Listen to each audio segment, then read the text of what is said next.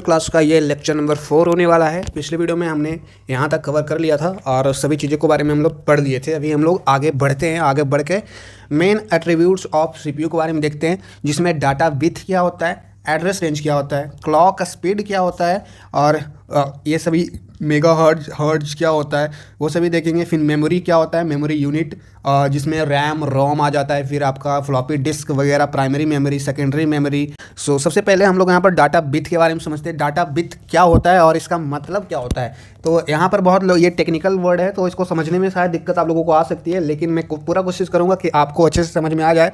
तो data bit को हम लोग सिंपल में अगर बोलना चाहे तो इसको वर्ड साइज बोलते हैं। वर्ड साइज इसका दूसरा नाम है, याद रख सकते हैं। डाटा बिट या वर्ड साइज बोले बात एक ही पड़ेगा।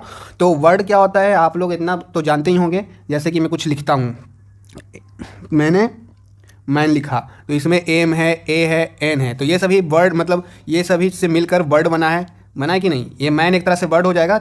और फॉर एग्जांपल और भी ले लेते हैं, मैं इंग्लिश लिखता हूँ तो ये एक तरह से इंग्लिश वर्ड हुआ कि नहीं हुआ, ठीक है। और वर्ड का साइज भी होता है, जैसे इंग्लिश लिखा मैंने तो उसका भी कुछ ना कुछ तो साइज होगा ही, तो वो वर्ड साइज हो गया। तो ये सिंपल भाषा आप लोग याद रख सकते हैं, सिंपल लैंग्वेज में वर्ड साइज इसको बोलते हैं। और अभी हम टेक्निकल लैंग्वेज में समझते हैं कि इसका मतलब क्या होता है। तो यहाँ पर जो डिफिनेशन दिया गया बहुत बढ़िया डिफिनेशन मुझे लगा और बहुत ही सिंपल लगा। यहाँ पर जो बताया गया है, it refers to the number of bits. Bits के बारे में पिछली वीडियो में बता दिया है, जाके देख सकते हैं।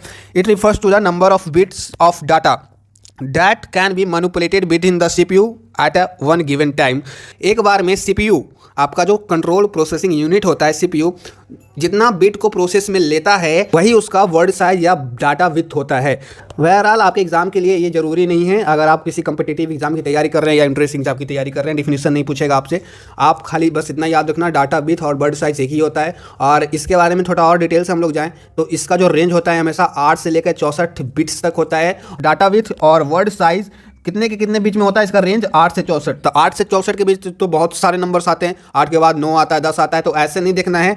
8 के बाद ऐसे जोड़ देना है, 8 के बाद 16 आएगा, फिर 16 के बाद 32 आएगा, 32 के बाद 64 आएगा। ये इतना 4 ही होता है, उसके अलावा और कुछ नहीं होता है। 8, 16, 32, 64, ठीक है। और एक और कॉन्सेप्ट है छोटा सा, वो आप लोग देख लीजिए। जैसा कि मैंने बताया था कि 8 बिट्स इक्वल टू 1 बाइट्स होता है। यहाँ पर देखिए, यहाँ पर कुछ और मैं इंटरेस्टिंग बताने वाला हूँ। यहाँ पर 8 bits equal to 1 word size होता है, या फिर 1 डाटा बिट भी बोल सकते हैं, दोनों तो एक ही का नाम हुआ ना।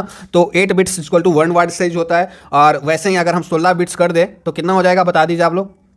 तो 2 वर्ड साइज हो जाएगा। वैसे ही अब अगर हम 32 कर दें तो यहाँ पर कितना हो जाएगा, 4 वर्ड साइज हो जाएगा। 32 में 4 कैसे हो जाएगा, तो जैसे कि देखो 32 को अगर हम लिखते हैं 8 + 8 + 8 + 8, इसको जोड़ लेना, टोटल 32 आ जाएगा। तो यहाँ पर 4 हुआ ना, 4 वर्ड साइज हुआ ना, 1 2 3 4। तो इस तरह से आप लोग कॉन्सेप्ट को ध्यान में रखते हुए फिर से मैं आपको बता देता हूँ और एक थोड़ा सा नोट्स बना देता हूँ।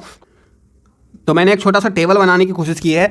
8 बिट्स इक्वल टू होता है आपका 1 word size, 16 bits equal to होता है 2 word size, 32 bits equal to होता है 4 word size and 64 bits equal to होता है 8 वर्ड साइज। अगर नहीं समझ में आ रहा है तो आप लोग 64 को तोड़ मरोड़ के लिख सकते हैं। 8 + 8 + करके देखना, टोटल 8 8 आएंगे। तो मतलब टोटल 8 8 आने का मतलब क्या हुआ, जब 8 को 8 बार जोड़ेंगे तब आके 64 मिलेगा, तो मतलब इसका वर्ड साइज 8 है, ठीक।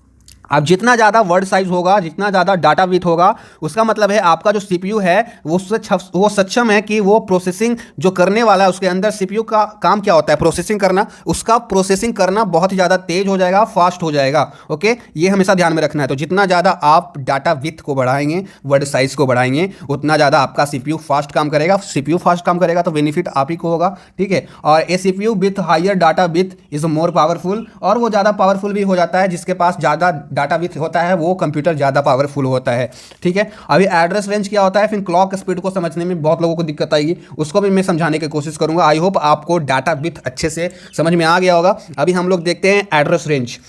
तो एड्रेस रेंज कुछ नहीं होता है, मान लीजिए यहाँ पर कुछ लिखा हुआ है, किसी के बारे में कुछ भी लिखा हुआ है, तो सीपीयू क्या करेगा, इसको एक बार में सबको रीड कर लेगा, उसी को एड्रेस रेंज बोलते हैं। एड्रेस रेंज बोलते हैं। Address range refers to the amount of memory that can be directly read और written by the CPU. Amount of memory, बहुत सारा मेमोरी है और वो डायरेक्टली क्या कर रहा है, सीपीयू उसको रीड कर ले रहा है। रीड मतलब समझते ही होंगे, राइट कर ले रहा है, डायरेक्टली कर रहा है, वही एड्रेस रेंज हो जाएगा। तो ये समझ गए हैं, बहुत छोटा है, यहाँ से क्वेश्चन नहीं बनते हैं। जितनी भी चीज़ें मैंने बताई यहाँ से आपका कोई क्वेश्चन नहीं बनेगा आपका, ठीक है। और डाटा बिट का दूसरा नाम खाली सिर्फ याद रख लेना, वर्ड साइज। और मैंने जो टेबल बनाया था ना, 8 बिट्स इक्वल टू 1 बाइट होता है, sorry 8 bits equal to 1 word size होता है, और 16 इक्वल टू होता है 2, उसके बाद 32 इक्वल टू होता है 4 एंड 64 इक्वल टू होता है आपका 8। तो बाकी आपके एग्जाम में ये सब नहीं पूछा जाएगा। उसके बाद क्लॉक स्पीड क्या होता है, तो क्लॉक स्पीड को हम लोग क्लॉक साइकिल भी बोल सकते हैं, और साइकिल मतलब समझते हैं। फॉर एग्जांपल मैं एक डायग्राम बनाता हूँ जिससे आपको थोड़ा अच्छे से समझ में आए। सो यहाँ पर जो एक बार साइकिल कंप्लीट कर लिया, जैसे कि ये वाला एक बार ऊपर गया एक बार नीचे से, तो एक साइकिल कंप्लीट कर लिया तो इसको 1 साइकिल बोलेंगे। फिर ये जो दूसरा वाला साइकिल कंप्लीट कर लेगा तो दूसरा भी कर लिया ये आदमी, फिर तीसरा ये साइकिल कंप्लीट कर रहा है तो इसको तीसरा साइकिल बोलेंगे, चौथा साइकिल बोलेंगे, ठीक उसी तरह से 5वां साइकिल। तो ये रहा साइकिल का जो पूरा जो मैं समझाना चाहता था। तो आपको इसको ये पिक्चर को थोड़ा सा ध्यान में रखिएगा। अभी हम आगे बढ़ते हैं। तो पहले समझ लेते हैं इसका डिफिनीशन जो दिया है उसका मतलब क्या है। क्लॉक स्पीड का जो डिफिनीशन दिया गया है उसका मतलब क्या होता है, यहाँ पर सिंपल सा लैंग्वेज में आपको समझा दिया गया।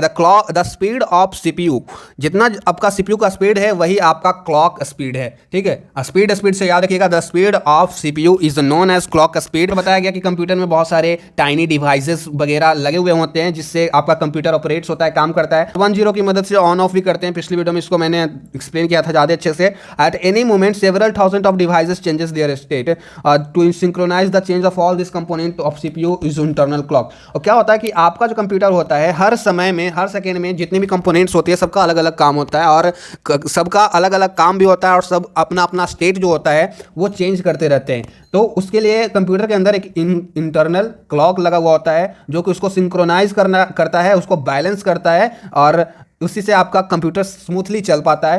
इतना ज़्यादा अच्छा से सिंक्रोनाइज करेगा उतना परफेक्ट आपका जो है आपका सिस्टम वो उतना परफेक्ट से चलेगा। मान ले जाए फॉर एग्जांपल 1 सेकंड में कोई इतना साइकिल कंप्लीट कर ले रहा है, कोई 1 सेकंड में मात्र इतना ही कर पा रहा है, तो कौन ज़्यादा फास्टर होगा? ऑब्वियसली सी बात है, इतना देर में इतना ज़्यादा कर ले रहा है तो ये ज़्यादा फास्ट होगा। ये रहा कोढ़ी आदमी, लेजी आदमी, तो ये कम कर पाएगा। सो आप लोग अंदर समझ सकते हैं जितना ज़्यादा टिक्स होगा, जितना ज़्यादा आपका साइकिल होगा उतना ज़्यादा फास्ट होगा। तो 1 सेकंड में जिसका ज़्यादा साइकिल होगा वो ज़्यादा फास्ट होगा। आप लोग कंप्यूटर वगैरह जाते होंगे खरीदने तो क्लॉक स्पीड पूछते होंगे दुकानदार से। अगर नहीं पूछते हैं तो अगली बार जाइएगा तो जरूर पूछेगा कि इसका क्लॉक स्पीड क्या है। कंप्यूटर खरीदने जाएँ या लैपटॉप खरीदने जाएँ, दोनों में पूछ लीजिएगा। और सभी चीज़ों को मापने के लिए एक तरह का यूनिट होता है। तो ये सभी जो प्रोसेस हो रहा है, साइकिल हो रहा है इतना ज़्यादा, 1 सेकंड में बहुत सारा साइकिल हो रहा है, तो उसको मापने के लिए कुछ ना कुछ तो यूनिट होगा। तो वहाँ पर जो यूनिट होता है वो हर्ट्ज होता है। लेकिन जो ये ticks per second in internal clock are measured in, वो हर्ट्ज में नहीं मापा जाता है, वो मेगा हर्ट्ज या गीगा हर्ट्ज में नापा जाता है, क्योंकि वो बहुत ही ज़्यादा होता है, ठीक है। हर्ट्ज और जो हर्ट्ज जो होता है, हर्ट्ज वो फ्रीक्वेंसी का एक यूनिट होता है। तो ये बहुत ज़्यादा फ्रीक्वेंसी होने के कारण इसको मेगा हर्ट्ज और गीगा हर्ट्ज में इसको मापा जाता है, ठीक है। और 1 mega hertz equal to 1 million ticks per second होता है। 1 मिलियन साइकिल होगा यार, 1 मिलियन तो बनेगा भी नहीं यहाँ पे। तो 1 mega hertz MHz equal to 1 million ticks 1 million cycle per second होता है। 1 गीगा हर्ट्ज इक्वल टू देख रहे हो 10,000 मेगा हर्ट्ज। मेगा हर्ट्ज ही 1 मिलियन हो जाएगा। 1 मिलियन में 10,000 और गुना कर लेना, आपका बहुत ज़्यादा फिर हो जाएगा, बिलियन में चला जाएगा।